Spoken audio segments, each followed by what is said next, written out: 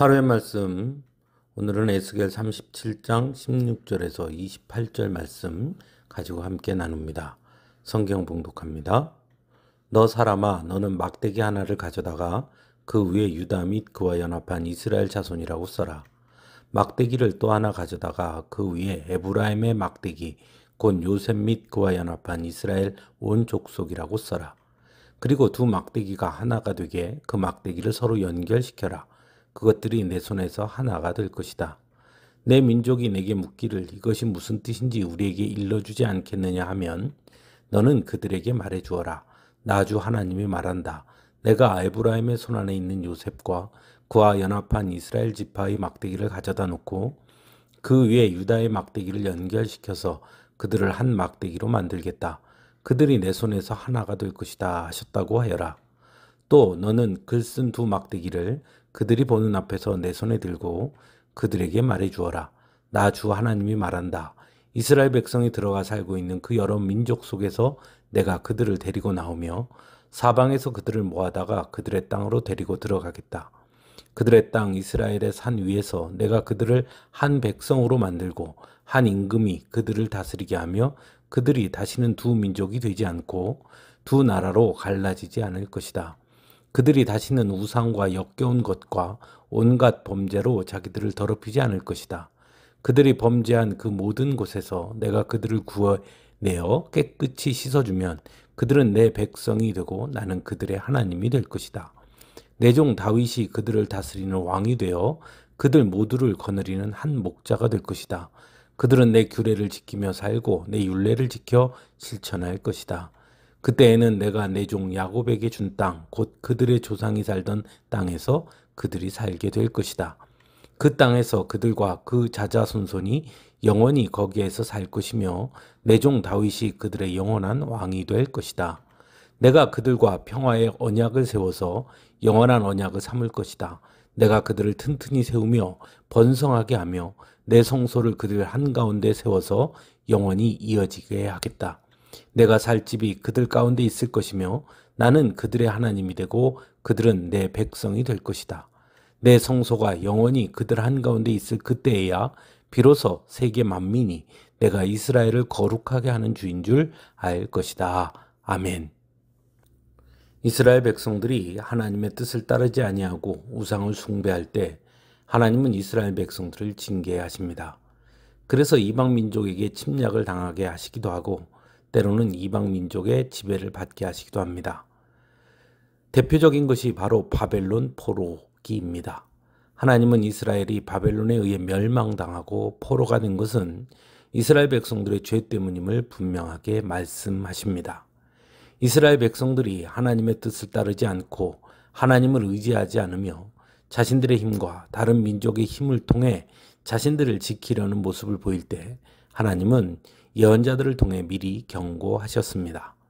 결코 하나님을 의지하지 않고는 지켜낼 수 없을 것이라고 말입니다. 그러므로 빨리 돌이켜서 하나님께 엎드리고 하나님을 의지할 것을 예언자들을 통해 끊임없이 말씀하셨습니다.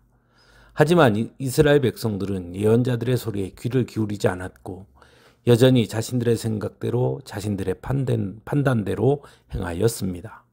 그리고 그 결과 바벨론에 의해 멸망당했고 포로로 끌려가게 됩니다. 하나님의 성전도 바벨론에 의해 무너지게 됩니다. 하지만 오늘 말씀에서 하나님은 이스라엘을 다시 회복시킬 것을 말씀하고 있습니다. 바벨론 포로 생활을 하고 있는 이스라엘 백성들을 바벨론의 손에서 건져내실 것이라고 말씀합니다. 더욱이 남유다 북이스라엘로 나뉘어 있던 이스라엘을 하나 되게 하실 것이라고 말씀합니다. 이 말씀을 통해 이스라엘이 하나님의 백성이며 하나님은 이스라엘의 하나님이 되심을 세계 만민이 알게 할 것이라고 말씀하기도 합니다. 왜 하나님은 하나님의 뜻을 따르지 않고 우상을 숭배했던 이스라엘을 다시 회복시키시겠다고 말씀하고 있는 것일까요? 이스라엘 백성들이 하나님 앞에 철저하게 돌이켰기 때문일까요? 물론 그런 면도 있다고 할 수 있습니다. 하지만 바벨론에서 포로 생활을 하던 이스라엘 백성들은 오히려 하나님께서 자신들을 버리셨다는 절망감에 더 크게 사로잡혀 있었습니다.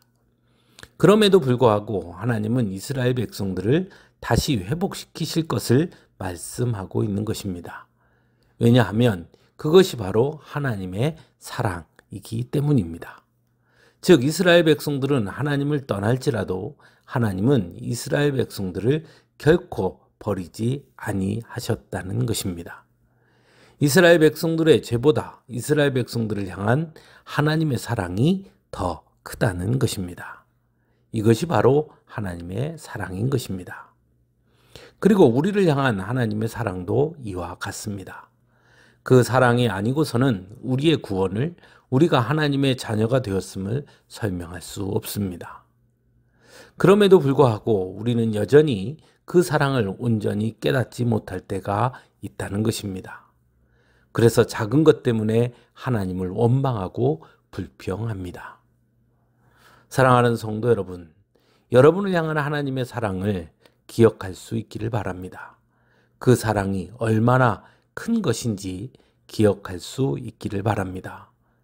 그 사랑이 얼마나 큰지를 안다면 그 사랑의 감격을 누리게 될 것입니다. 그리고 날마다 감사하게 될 것입니다. 한 주간의 찬양 함께 나눌 때에 하나님의 은혜가 함께 하기를 바랍니다.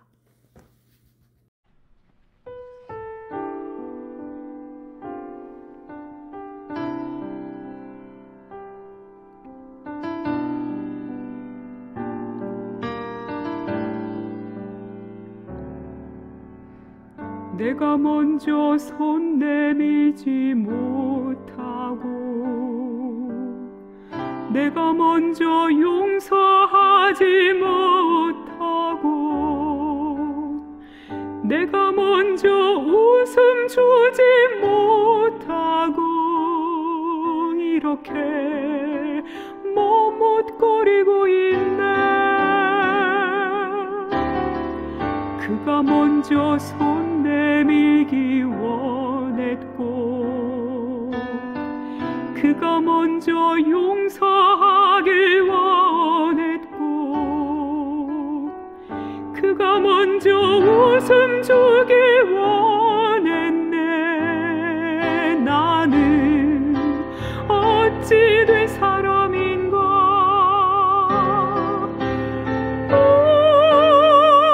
간교한 나의 입술이여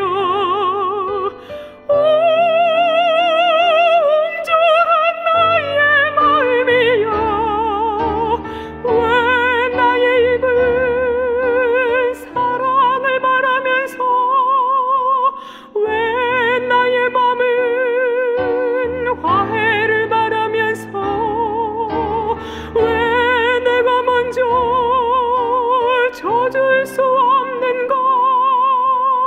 왜 내가 먼저 손해볼 수 없는가. 오늘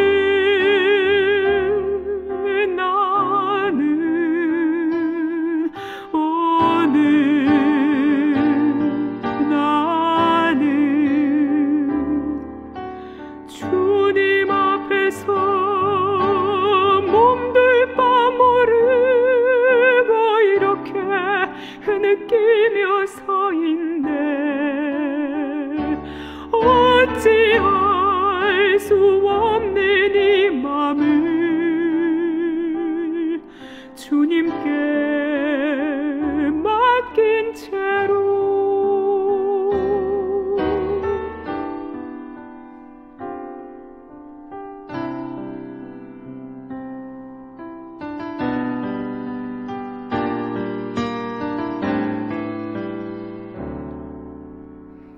내가 먼저 섬겨주지 못하고 내가 먼저 이해하지 못하고 내가 먼저 높여주지 못하고 이렇게 고집 부리고 있네. 그가 먼저 섬겨주길 원했고 그가 먼저 이해하길 원했고 그가 먼저 높여주길 원했네. 나는 어찌 된 사람인가. 추악한 나의 욕심이여, 서글픈 나의 자존심이여, 왜 나의 입은 사랑을 말하면서 왜 나의 맘은 화해를 말하면서 왜 내가 먼저 쳐줄 수 없는가. 왜 내가 먼저 손해볼 수 없는가. 오늘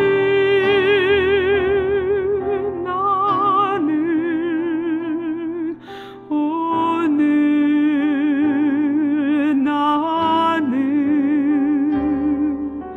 주님 앞에서 몸둘 바 모르고 이렇게 흐느끼며 서 있네.